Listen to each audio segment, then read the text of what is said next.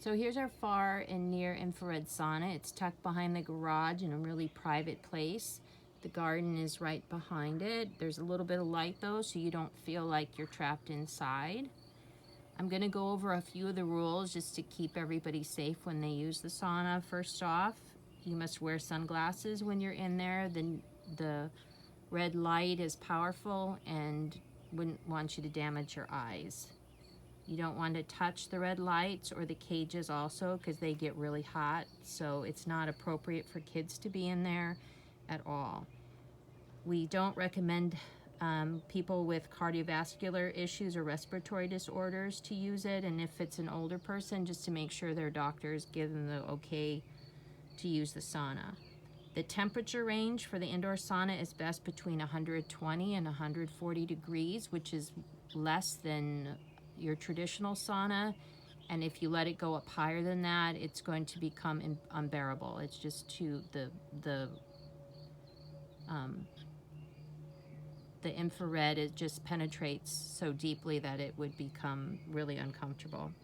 We recommend a maximum of 15 minutes. You want to exit immediately if you're uncomfortable or dizzy, and obviously you don't want to go in if you've been drinking or under the influence of any kind of medication. You want to tell others when you're going into the sauna. Sometimes people recommend you go with somebody else, but we usually just let someone else know that we're going to sauna. And then we recommend 15 minutes, of course, but we don't want you to set the timers for more than 30 minutes and to just let them run out. You do need to turn off the infrared light switches before you leave, but the other timers, you can just let them go off naturally. Towels must be worn at all times. You can lay a towel down if you'd like, and there will be 2 towels for the floor, 2 bath mat towels on the floor to help keep things clean.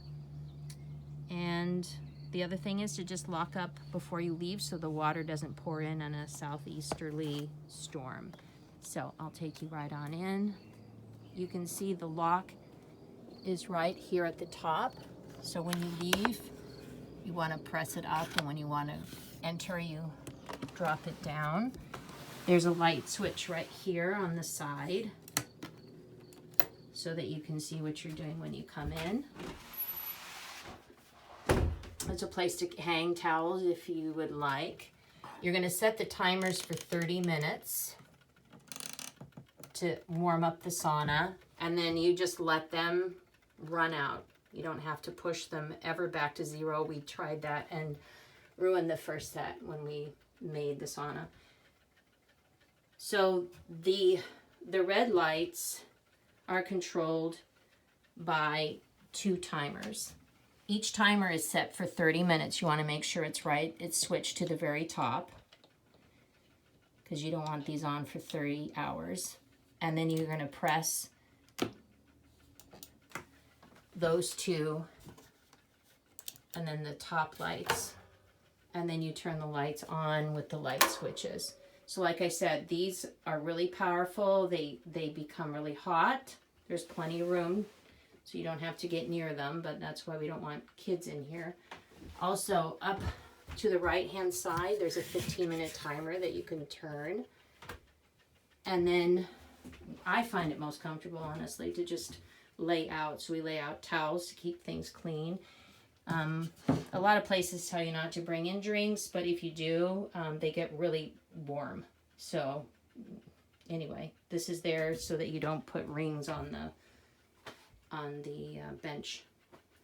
When you leave, simply, well, actually, when you're heating it up, it takes 20 to 30 minutes. So then you just walk out and let the thing heat up. You come back in. You're going to want to reset these for at least 15 minutes. So you reset the timers again. And then you'll just need to tap these on a second time.